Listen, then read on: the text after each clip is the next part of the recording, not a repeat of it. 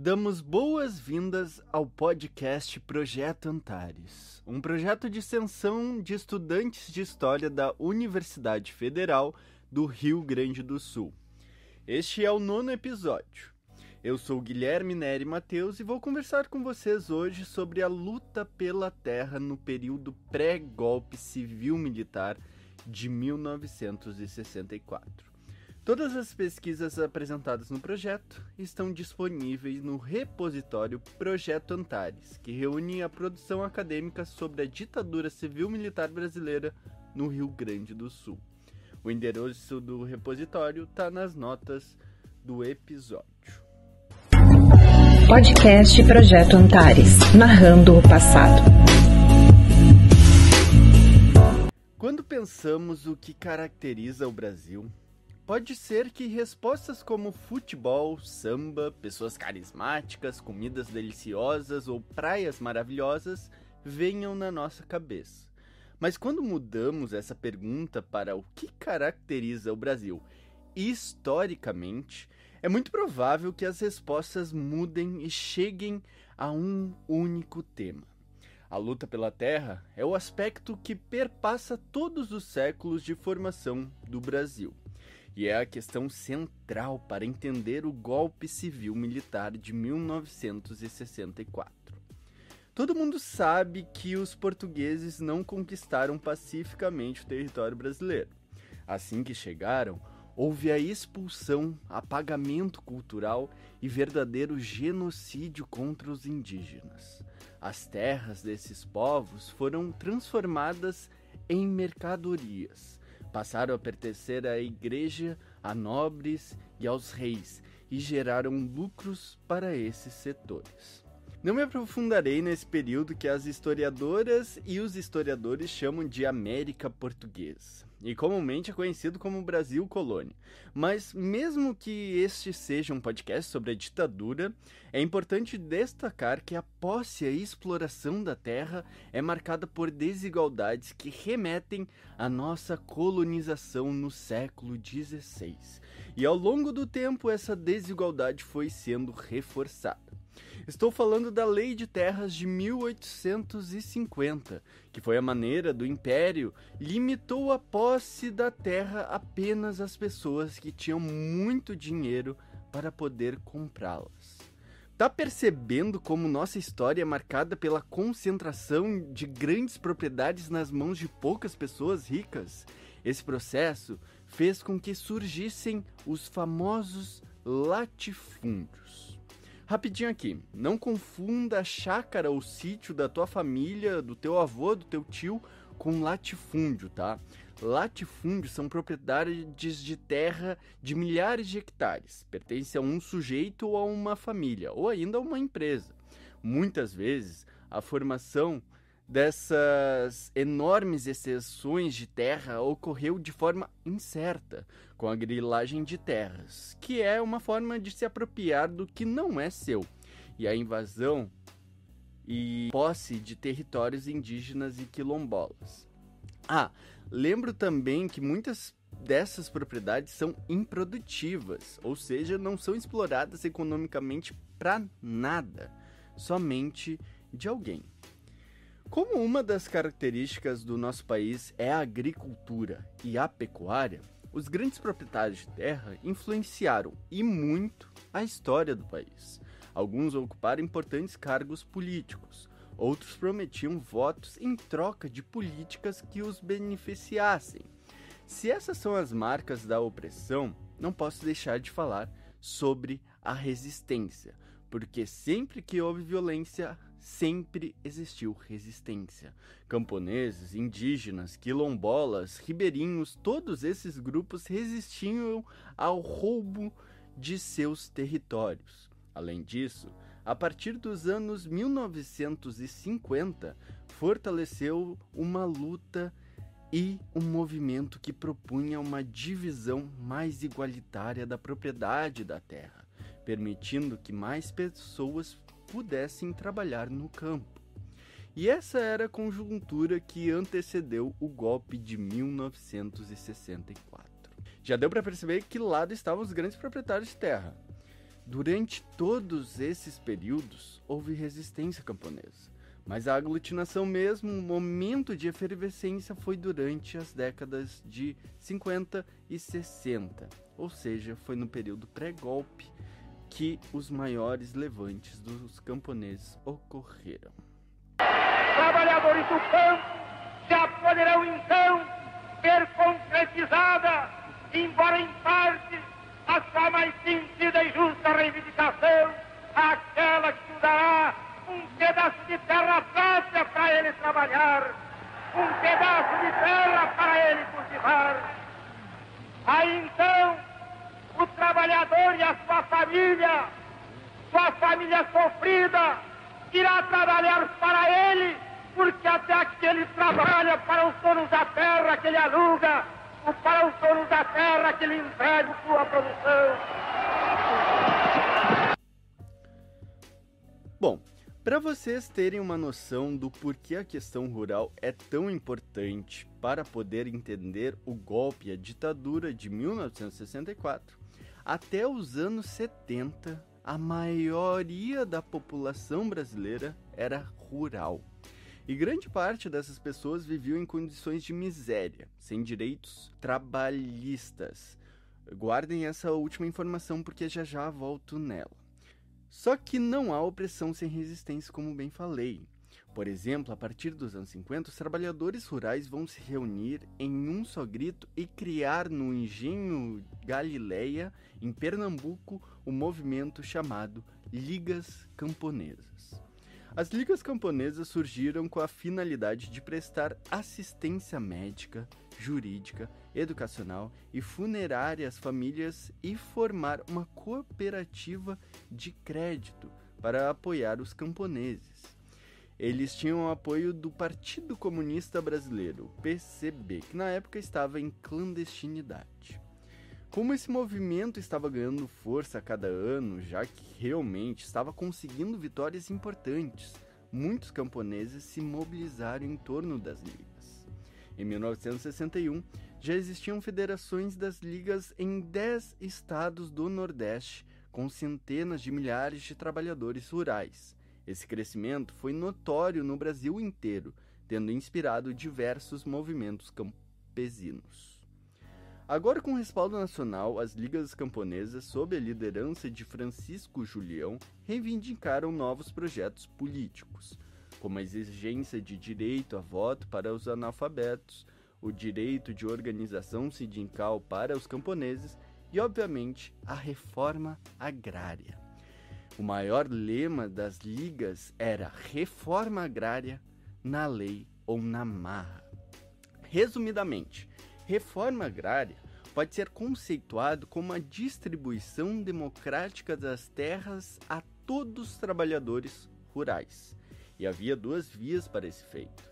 Uma que enfatizava que a reforma deveria partir do executivo, sem ferir a lei e os padrões democráticos liberais, e outra alternativa que consistia na realização da reforma através de emendas constitucionais, o que implicava em mudanças nas garantias do direito de propriedade privada.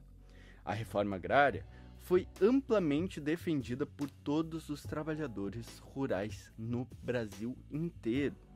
Porém, para falar da reforma agrária nos anos 60, é necessário falar do nosso estado, já que esse tema teve uma grande importância aqui no Rio Grande do Sul. Desde os primórdios de nossa existência como nação, a posse indiscriminada da terra transformou-se em justo privilégio de alguns. O quadro desolador é a paisagem geral da vasta pátria. Mesmo na fértil região meridional, o panorama é o mesmo, pois da área rural do Rio Grande do Sul, menos de 14% é cultivada, sendo a causa da baixa produtividade e a má distribuição das terras. As pequenas propriedades ocupam apenas 20% da área rural, enquanto nem 3% de proprietários ocupam mais da metade do solo gaúcho. As imensas fazendas contribuem para a economia do Estado com apenas 10% do total de sua renda, enquanto o dobro vem das pequenas propriedades. É a ínfima produção dos latifúndios a causa básica da decrescente produção agrícola do Estado. Aqui no Rio Grande do Sul, o maior movimento campesino era o Movimento dos Agricultores Sem Terra, o MASTER. Esse movimento nasceu em junho de 1960, no município de Encruzilhada do Sul. O motivo foi a tentativa de um proprietário de terras de retomar uma área com cerca de 1.800 hectares, situada no distrito de Faxinal, que era habitada por cerca de 300 famílias. Mais tarde, associações de agricultores sem terra foram criadas em dezenas de municípios gaúchos em torno do movimento. Com esse crescimento, o MASTER passou a lutar pela mesma bandeira das ligas camponesas, a reforma agrária. Sem terra era a denominação pejorativa que os setores reacionários rurais chamavam os camponeses que não possuíam uma propriedade no campo. Porém, logo esses camponeses reivindicaram o nome para si como forma de denunciar a desigualdade opressora. Já em 1961, o MASTER reunia milhares de trabalhadores rurais, chegando à marca de 300 mil pessoas. Nesse mesmo ano, Leonel de Moura Brizola governava o Rio Grande do Sul pelo Partido Trabalhista Brasileiro e passou a apoiar fortemente a causa do movimento.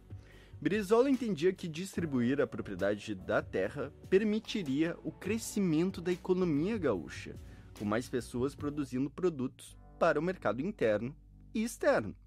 A partir de então, ele criou um setor da Secretaria do Trabalho, que recebeu a função de investigar as áreas disponíveis no Estado, fossem públicas ou particulares, para ser usadas na distribuição de terras, baseado, obviamente, no artigo 174 da Constituição Gaúcha de 1947, que dizia o seguinte, abre aspas, o Estado promoverá planos especiais de colonização sempre que a medida for pleiteada por um mínimo de 100 agricultores sem terras de determinada região.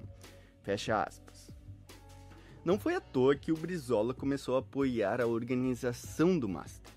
Só para vocês terem uma noção, esse mesmo ano ele criou a Companhia Estadual de Energia, a CEE, após a estatização da Bond and Share por preço irrisório, e também emplacou no maior movimento nacional antigolpista da história do Brasil, a Campanha da Legalidade. Mas a Campanha da Legalidade merece um podcast à parte, não vou me aprofundar muito. Por conta de todo esse aparato favorável criado por Brizola, muita gente pensa que ele foi o líder do MASTER. Mas isso não é verdade. Inclusive, o governador e o MASTER tiveram momentos de atrito. Certa vez, Brizola tentou uma solução de conciliação entre o MASTER e o agronegócio representado pela Federação da Agricultura do Estado do Rio Grande do Sul, a FARSUL. O movimento, o MASTER, rechaçou a iniciativa de Brizola, reforçando sua independência. Em 1962, o MASTER já era um movimento consolidado e gigante em todo o Rio Grande do Sul. Brizola, nesse ano, que era seu último ano de mandato, criou o Instituto Gaúcho de Reforma Agrária, o IGRA, e o Programa de Projetos Especiais de Reforma Agrária, o PRAD, que visaram a instalação de 30 colônias agrícolas em diferentes regiões do estado, funcionando como colonização cooperativa. Depois de formados os acampamentos, recebiam toda a assistência do governo estadual, incluindo-se o envio de comidas e até a segurança da brigada militar. Para demonstrar a força dessas medidas, Brizola fez a doação da fazenda Pangaré, que tinha 1.000 hectares. Essa ação tinha como intuito instigar outros grandes proprietários na mesma direção, ou seja, que esses também doassem parte de suas propriedades, especialmente as improdutivas. Segundo o próprio Brizola, abre aspas, mesmo realizado em terras fracas para o cultivo, usando agricultores analfabetos com 8 ou 10 filhos, gente submetida e mergulhada no maior atraso, vamos demonstrar a possibilidade do empreendimento. Iremos realizar o planejamento contra o ponto de vista dos céticos, dos derrotistas, dos reacionários, libertando 25 famílias do atraso e da opressão econômica. Fecha aspas. As medidas reformistas de Brizola, apesar de serem históricas, nem de longe abarcaram a totalidade das reivindicações dos 300 mil sem terra, por diversos motivos. O maior motivo foi o pouco tempo para desenvolver essas medidas. Brizola perdeu as eleições de 62 e em 63 assumiu Ildo Meneghetti, candidato da oposição e representante dos latifundiários. Meneghetti foi um dos apoiadores do golpe de 1964 e da ditadura civil-militar. E a ditadura tinha outro projeto de reforma agrária, bem diferente daquele demandado pelos movimentos do sem terra.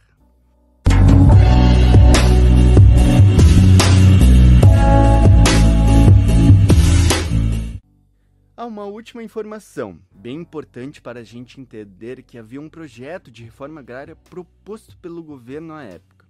As políticas reformistas de Brizola, no Rio Grande do Sul, seguiam as determinações do PTB, partido do governador e do presidente da República, João Goulart. Jango, de quem já falamos, acreditava que a reforma agrária poderia solucionar alguns problemas do país. Para tanto, pretendia desapropriar as áreas nas beiras das estradas para que mais pessoas pudessem produzir e aquecer a economia interna. O que isso significava? Mais empregos, mais consumo e diminuição da fome e da pobreza. O auge das medidas de Jango foi a criação do Estatuto do Trabalhador Rural, que garantiu sindicatos, férias e aposentadoria para os camponeses. E, obviamente, o discurso do dia 13 de março de 1964, na Central do Brasil, que anunciava as primeiras desapropriações. Porém, semanas depois, entre o dia 31 de março e 2 de abril, foi dado o golpe civil-militar que derrubou praticamente a maioria das reformas agrárias de Jango.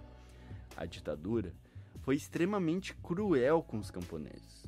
Investigações recentes de Gilney Viana, histórico militante contra a ditadura e integrante da Comissão Camponesa da Verdade, constataram cerca de 1.850 camponeses mortos durante e diretamente ligados à ditadura.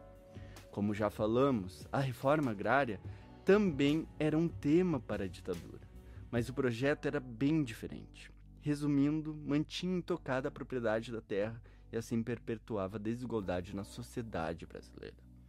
Esse é um assunto do próximo episódio, no qual entrevistamos o historiador Érico Espíndola, que é especialista no assunto. Érico trabalhou no TCC com os discursos do Patronato Rural, a Farsul, em torno do tema da reforma agrária no jornal Diário de Notícias. Já no mestrado, está pesquisando se essa reforma defendida pelos ruralistas pode ser mesmo caracterizada como reforma.